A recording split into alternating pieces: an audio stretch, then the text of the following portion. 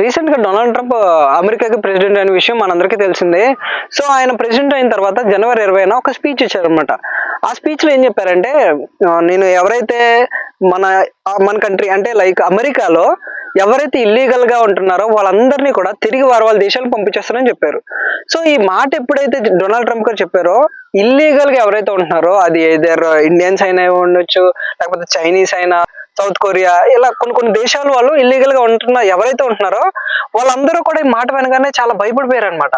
అరే ఇప్పటి వరకు అసలు ఎవరు పట్టించుకోరు అనుకున్నాం, ఆ అసలు మేము దొరకం అనుకున్నాం, కానీ ఇప్పుడు డొనాల్డ్ ట్రంప్ వచ్చి ఇలా చెప్తున్నాడు ఏంటి, సర్లే చూద్దాంలో జరిగినప్పుడు చూద్దాంలో అని అనుకున్నారు. కానీ నిన్న డొనాల్డ్ ట్రంప్ గారు అంటే ఫిబ్రవరి 4న డొనాల్డ్ ట్రంప్ గారు మన ఇండియాకి సంబంధించి 205 ఇండియన్స్ ని ఇల్లీగల్ గా ఎవరైతే ఉన్నారో ఆ 205 మెంబర్స్ ని ఒక ఫ్లైట్ ఎక్కించి మన ఇండియాకి పంపిస్తున్నారు అనమాట. Big breaking news. నిన్న C-17 ఎయిర్ క్రాఫ్ట్ బయలుదేరింది. అమెరికాలో నివసిస్తున్న అక్రమ వలసదారులందరినీ కూడా భారతదేశానికి తిరిగి పంపించిన విషయం మనందరికీ తెలిసిందే. అయితే మరికొద్ది సేపట్లో అమృత్సర్ లో కూడా ల్యాండ్ అవబోతోంది. మరి తొలి విడతలోనే 205 మందిని కూడా పంపిబోతుందని చెప్పి ఇప్పటికే ఉత్తర్వులు జారీ చేశారు. అయితే అమెరికా నుంచి ఇండియాకి అక్రమ వలసదారుల విమానం ఇప్పటికే బయలుదేరింది. ఏదో ఫ్లైట్ అన్నానని అదేదో లగ్జరీ ఫ్లైట్, డొమెస్టిక్ ఫ్లైట్ అని అనుకోకండి. డొనాల్డ్ ట్రంప్ ఏదైతే మన ఇండియన్స్ పంపిస్తున్నారో అది ఒక ఆర్మీ ఫ్లైట్ అనమాట. ఆర్మీ ఫ్లైట్ అని ఎందుకు స్పెసిఫిక్ గా చెప్తున్నానంటే, ఈ ఆర్మీ ఫ్లైట్స్ లో ఏంటంటే కూర్చోడానికి సరైన సీట్స్ ఉండవు అనమాట. ఆర్మీ అంటే వాళ్ళ ఎలా ఉంటారో మనకు తెలుసు కదా. సో నార్మల్ గా వాళ్ళకి సేఫ్ ఏదో కంఫర్టబుల్ గా ఉండవు. సో దాంట్లో ఏదైతే ఫ్లైట్ ఉందో దాంట్లో ఓన్లీ ఒకే ఒక టాయిలెట్ ఉంటుంది అనమాట.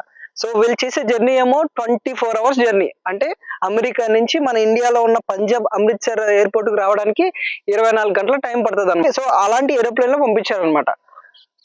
ఆయన 2024 లో ఒక రిపోర్ట్ అనేది రిలీజ్ చేశారు. మామూలుగా అయితే ఒక ఏజెన్సీ ఒక రిపోర్టు రిలీజ్ చేసింది అనమాట. అంటే దాంట్లో అమెరికాలో మొత్తం 7,25,000 మంది ఇల్లీగల్ గా ఉంటున్నారంట. సో దాంట్లో కూడా మళ్ళీ దాంట్లో సంబంధించే అంటే ఆ 7,25,000 మంది మొత్తం అంతా కలిపి అన్ని దేశాల నుంచి ఇల్లీగల్ గా వెళ్ళి అక్కడ నివసిస్తున్నారు అనమాట. సో ఇప్పుడు డొనాల్డ్ ట్రంప్ గారు ఏం చేశారంటే వీళ్ళందరినీ కూడా పట్టుకుని తిరిగి వాళ్ళ దేశాలకు పంపించేస్తున్నారు అనమాట. అమెరికాలో ఉంటున్న ఇండియన్స్ ఎవరు, ఇప్పుడు ప్రెసెంట్ తిరిగి వచ్చేస్తున్న ఇండియన్స్ ఎవరు అనే విషయాలు, అండ్ డొనాల్డ్ ట్రంప్ ఇదంతా ఎందుకు చేస్తున్నారు అనే విషయాలు మనం ఈ వీడియోలో మాట్లాడుకుందాం. సో ప్రెసెంట్ డొనాల్డ్ ట్రంప్ ఎప్పుడైతే ఎలక్షన్ లో విన్ అయ్యి అమెరికాకి ప్రెసిడెంట్ అయ్యి గవర్నమెంట్ ఫామ్ చేశారో ఆయన కొన్ని విషయాల్లో చాలా స్ట్రిక్ట్ గా ఉంటున్నారు అనమాట. దాంట్లో ఆయన ఒక స్పీచ్ లో ఏం చెప్పారంటే అమెరికా యొక్క గ్రోత్ ని, ఎకానమీ పాడు చేసే 2 ఉన్నాయి అని చెప్తున్నారు. ఆయన 2 ఉన్నాయని చెప్పారు. దాంట్లో ఫస్ట్ వచ్చేసి ఫ్రాంతనిల్, అంటే ఇది ఒక క్యాన్సర్ ని క్యూర్ చేసే మందు అనమాట. అంటే మనం గమనిస్తే ఏదైనా కూడా మితంగా తీసుకుంటే అది మంచిదే, కానీ అధికంగా ఎక్కువగా ఓవర్ డోసెస్ తీసుకుంటే అది చాలా ప్రమాదకరం కదా. సో దీనివల్ల ఈ ఫ్రాంతనిల్ అనే ఏదైతే మెడిసిన్ ఉందో దీన్ని ఎక్కువగా అమెరికన్స్ ఎక్కువ యూజ్ చేయడం స్టార్ట్ చేశారనమాట. ఇది ఒక మత్తు పదార్థంలా ఎడిట్ అయిపోయారు వాళ్ళు. సో దీని ద్వారా 2023 ఆ టైంలో 1,05,000 మంది చనిపోయారు అనమాట. ఆయన ఒక గోల్ ఏంటంటే దీని కన్సంప్షన్ అనేది అమెరికన్స్ యూజ్ చేయకుండా తగ్గించాలని చెప్పి ఆయన ఏం చేశారంటే ఇది ఎక్కడి నుంచి వస్తుందో లైక్ ఇది ఇల్లీగల్ గా వస్తుంది అనమాట. ఇది లీగల్ గా కూడా రావట్లా. ఇది ఇల్లీగల్ గా చైనా నుంచి, మెక్సికో నుంచి, కెనడా నుంచి ఇల్లీగల్ గా కొన్ని గ్యాంగ్స్ అనేవి తీసుకొస్తాయి అనమాట. సో ఈ ఇల్లీగల్ గా జరిగే ఇదంతా కూడా ఆపడానికి ఆయన ఏం చేశారంటే టారిఫ్ అనేది పెట్టారనమాట. టారిఫ్ అనేది దాని మీద ఇంపోజ్ చేయడం అంటే టారిఫ్ అనేది వాళ్ళ మీద విధించారనమాట. టారిఫ్ అంటే సింపుల్ గా ఎక్స్ప్లెయిన్ చేస్తా చూడండి. టారిఫ్ అంటే ట్యాక్స్ అనమాట. అంటే ఇప్పుడు మన కంట్రీలో ఫర్ ఎగ్జాంపుల్ మన కంట్రీలో 10 రూపీస్ ఉన్న ప్రోడక్ట్ అమెరికాకి వెళ్ళేటప్పటికి 12, 13, 14 రూపీస్ అలా అవుతుంది అనమాట. సో దీని ద్వారా ఏమవుతుందంటే మన దగ్గర 10 రూపీస్కి తీసుకుంటారు, కానీ అమెరికాకి వెళ్ళేటప్పటికి ఎవరైతే దాన్ని ఇంపోర్ట్ చేసుకున్నారో వాళ్ళు ఈ ట్యాక్స్ కట్టాల్సి వస్తుంది అనమాట.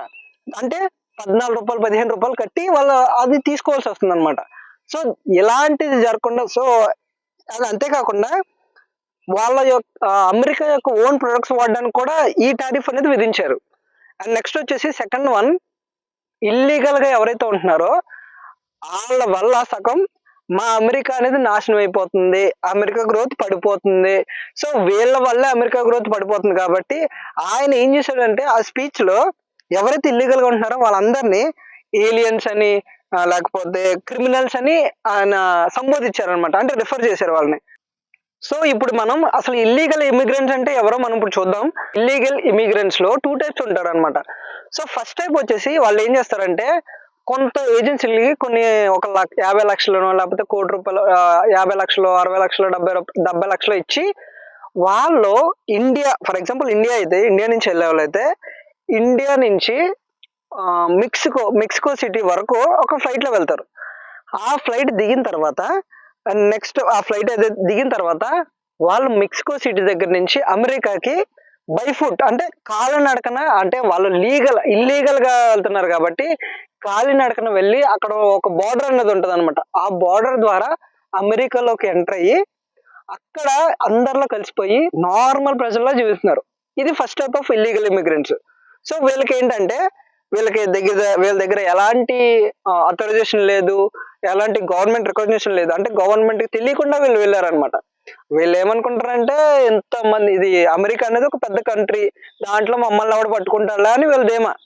అండ్ అంతే. సెకండ్ టైప్ వచ్చేసి వీళ్ళు లీగల్ గానే వెళ్తారు ఫస్ట్, అంటే వీసాతో వర్క్ వీసా కానీ, టూరిస్ట్ వీసా కానీ, లేకపోతే ఎడ్యుకేషన్ వీసా కానీ వీటితోనే లీగల్ గా వెళ్తారు. సో మీరు గమనిస్తే ఇక్కడ వీసా అనేది కొంత వ్యాలిడిటీ అనేది ఉంటుంది. ఫర్ ఎగ్జాంపుల్ 3 years అనో 4 years అనో 5 years అనో 10 years అనో కొంత వ్యాలిడిటీ అనేది ఉంటుంది.